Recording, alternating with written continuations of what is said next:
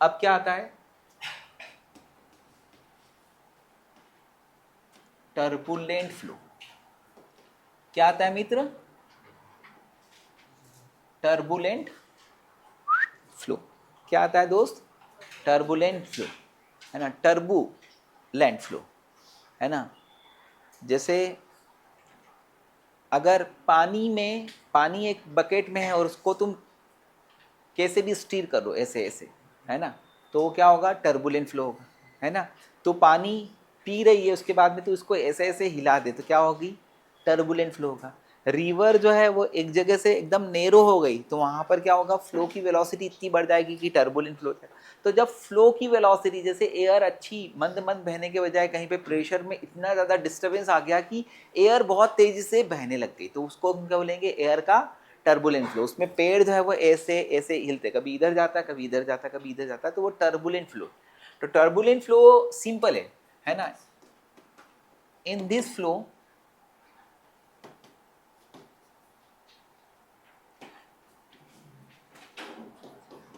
motion of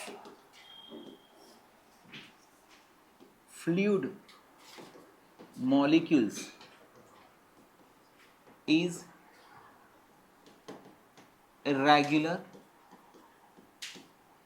zigzag, random, disorder, है ना। इस फ्लो में क्या होता है, motion of the particle irregular, zigzag, random, disorder होता है। समझ में है ना। It occurs when velocity of flow becomes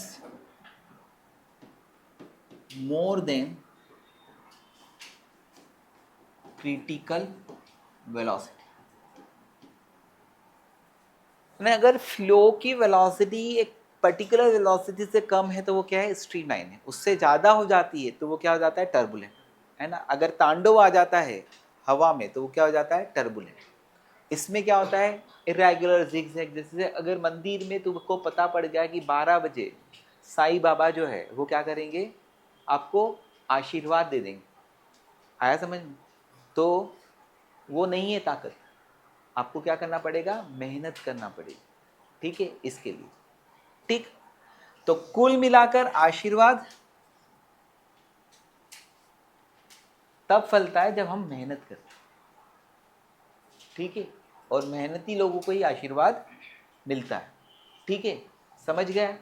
तो कुल मिलाकर आपको क्या होगा कि जब फ्लो की वेलोसिटी एक पर्टिकुलर वेलोसिटी से ज़्यादा होती है तो वो टर्बुलेंट होता है, उसके बिलो क्या होती है, और उस पर आती है तो अनसर्टन रहता है, स्टिल या टर्बुलेंट, ठीक है, गॉट इट, समझ में आया, ठीक है। तो इसमें पार्टिकल्स का मोशन क्या होता है, जिगजैग, कोई इधर जा रहा होता है, कोई इधर जा रहा होता है। यहाँ पर क्या होता है कि साले ये सब पार्टिकल एक दूसरे से कोलाइड भी होते हैं विथ कोलिजन, इसमें कोलिजन भी होता रहता है, टकराते भी रहते हैं, आया ना समझ में, ओके। तो वैभव यहाँ पे आगे बढ़ेगा, बोले हाँ, है ना, मैं आ रहा हूँ, तो आजू बाजू वाले तो ऐसे ही पिचक जाएंगे, ठीक है। तो कुल मिलाकर ये टर्बुलेंट फ्लो, ठीक है। अब इसमें एक और नंबर आता है, एक और नंबर आता है जो कि ये डिसाइड करता है कि फ्लो क्या है ना। तो एग्जैक्टली ये नंबर जो है मैं बाद में भी सिखा सकता हूँ, अभी भी सिखा सकता हूँ, चूंकि मैंने बोल दिया तो अभी मैं सिखा देता हूँ। And that number is Reynolds number. Reynolds number ये क्या है, एक नंबर है, ये क्या है, यूनिट लेस है, डायमेंशन लेस है, and it decide the flow of fluid.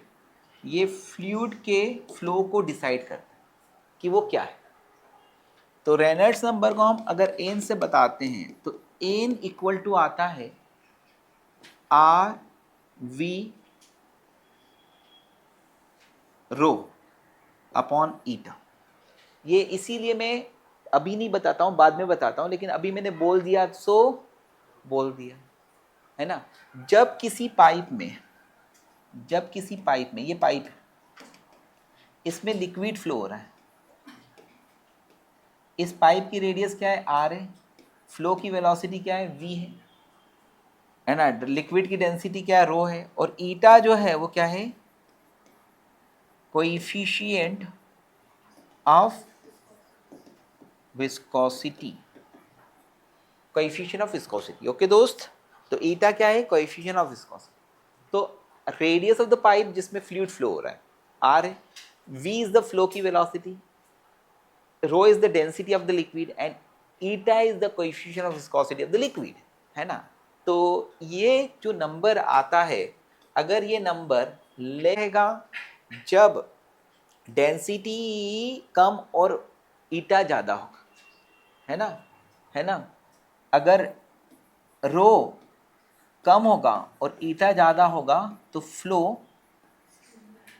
Most probably streamline होगा,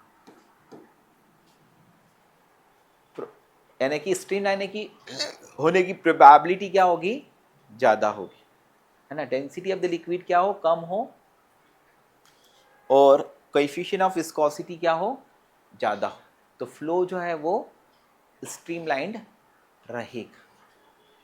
समझ में है। तो ये था आपका फ्लो ऑफ फ्लूइड फिनिश। इस पे कोई न्यूमेरिकल प्रॉब्लम्स नहीं है। पहली बात, ये नंबर पे आ सकते हैं तो सिंपल से फॉर्मूले पर है ना। आपको वैल्यू दे देंगे और पूछेंगे तो निकालो, तो तुमको कैलकुलेशन ही करना है, आर वी रो अपॉन ईटा। समझा, आया समझ में, सीता और गीता। ठीक है, अब उसके बाद में आता है विस्कोसिटी। तो विस्कोसिटी में शुरू कर रहा हूँ, आप जब तक इसको